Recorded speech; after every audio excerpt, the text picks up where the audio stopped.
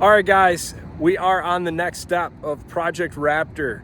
Finally had to make a little bit of an upgrade because the rims had some corrosion. I've been looking high and low for a certain set of wheels. I haven't found them yet, but in the meantime, I wanted to upgrade what I had. TPMS sensors going. So let's see what this bad boy looks like.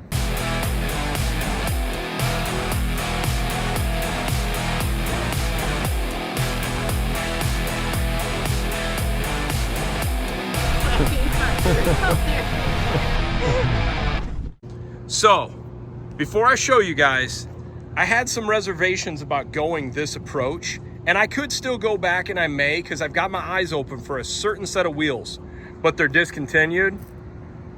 But in the meantime, I'm gonna run some methods again.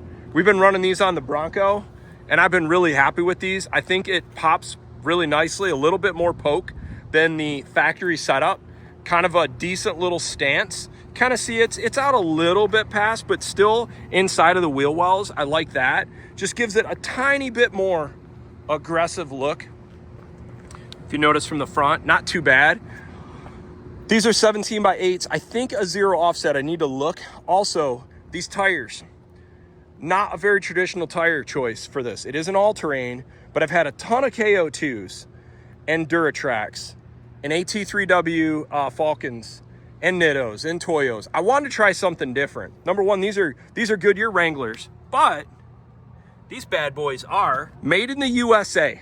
So that's kind of cool. 315/70/17, same size as factory. But I wanted to try the Goodyear Territory, the Wrangler. They call it an MT, but it's really not a mud terrain. It's still a mud and snow rated tire, but these are affordable, man. Once again, we're focusing on budget build. Am I gonna go do the Mint 400 or the Baja 1000 at these? No, but I bet it'll do pretty good at Silver Lake Sand Dunes or two tracking in northern Michigan. It'll be totally adequate. But for the price, it's a high value option.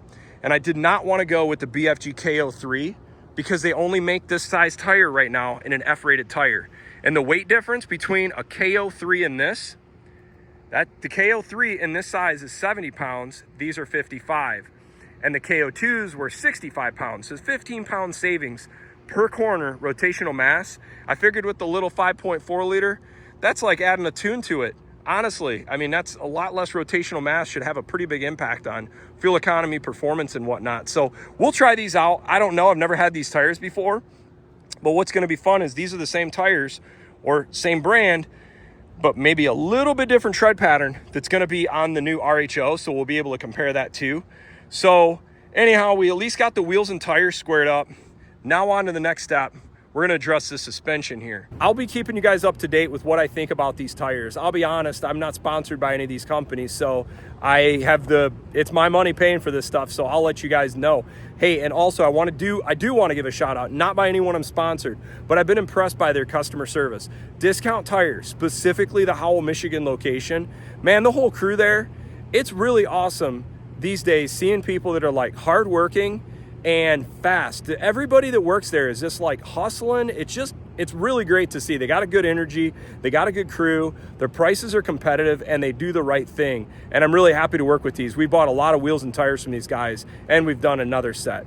Here's a comparison to the stock BFG KO2 versus the Goodyear Territory. Notice it looks a little shorter.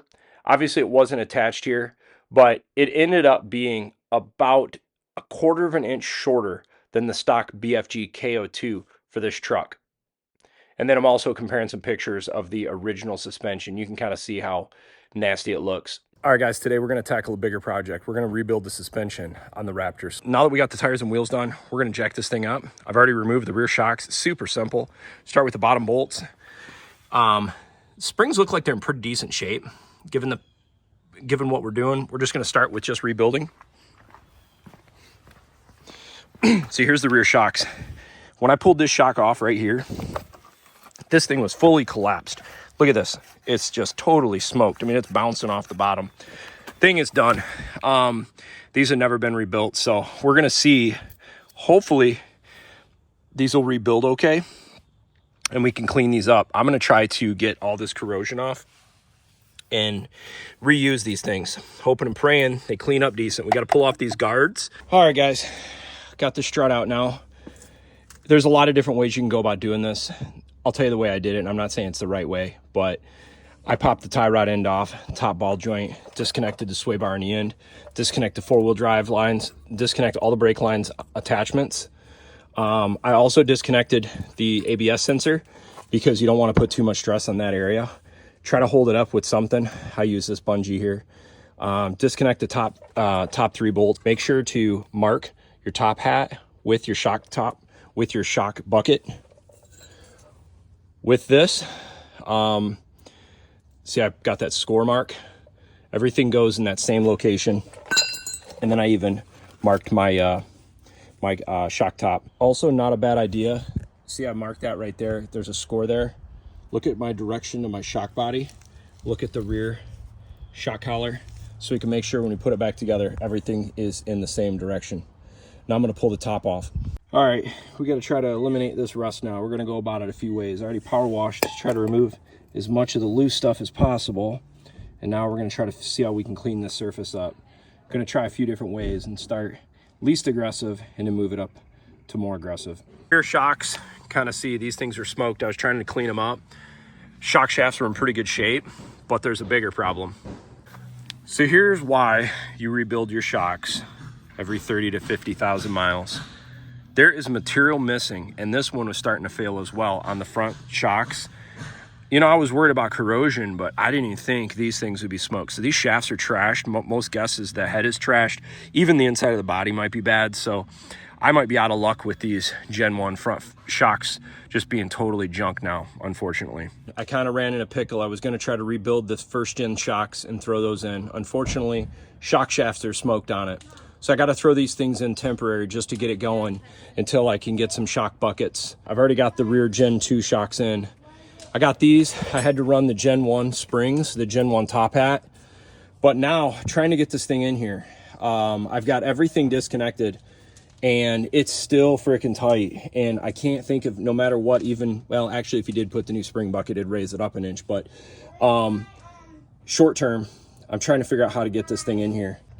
I'm gonna try 2 ratchet straps, trying to pull this in. The problem is I've got spring compressors, and when you put them on the side, there's not enough room, and it's sketchy AF, and the one thread on the spring compressor starts hitting over here.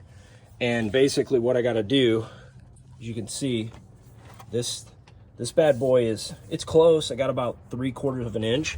Okay, so to get these Gen 2 shocks into the Gen 1 truck with the stock spring bucket, the only way I could get enough droop out of the front suspension was to disconnect the IWE and pull out the front half shaft. So then you could get enough full droop, get the rear shock attached, and then reattach your half shafts. That's the easiest way. Wasn't ideal, but it is what it is. There it is, guys. We got front rear shocks completed last night. On to the next step. This is kind of temporary because we had a last change of plans. We had a last minute change of plans, unfortunately. Fortunately, I had some backup suspension.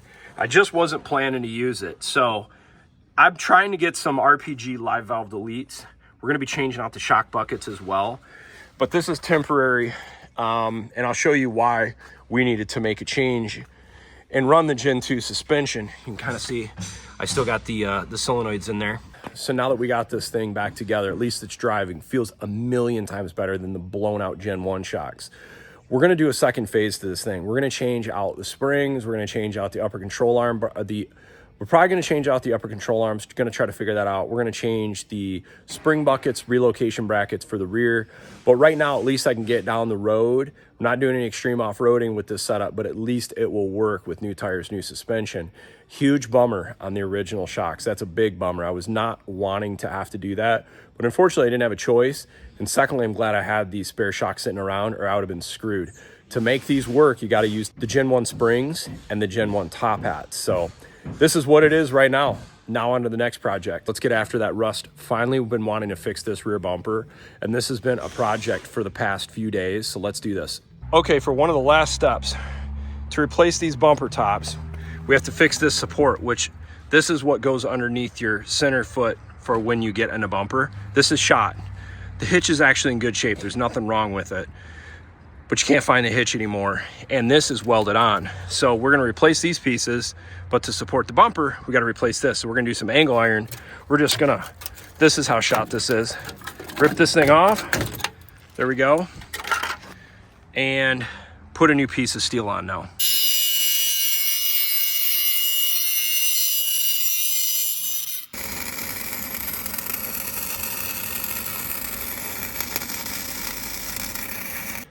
Beautiful Midwest, Michigan.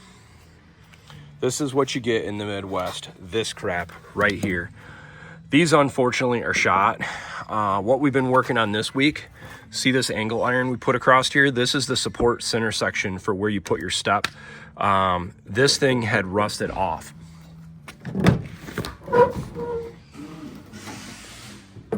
This is the original one. The guy backed into it, a pylon, which then kind of started breaking off the welds, but this material is super thin anyhow. We still got to put some holes in the top of this thing, but generally speaking, this what I'm gonna have.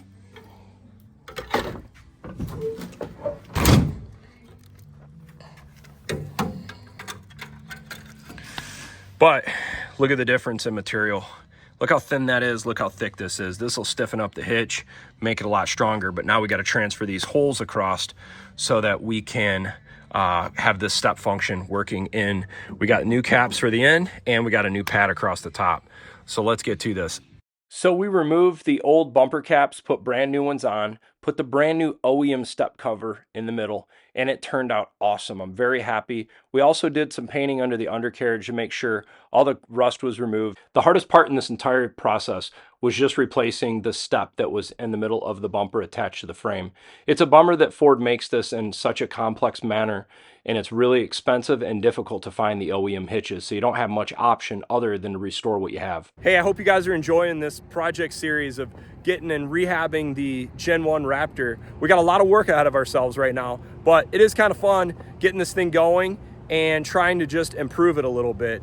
So we're on to the next step, which will be a separate video, and that'll be coming shortly. Thanks for watching.